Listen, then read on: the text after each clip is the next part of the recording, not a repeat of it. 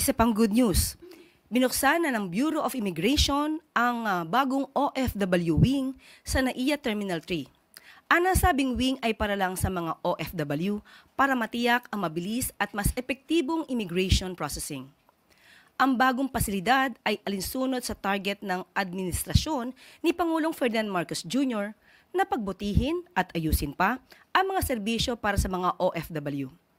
Bahagi rin ito ng pagkakilala sa kontribusyon ng OFWs sa ekonomiya ng ating bansa.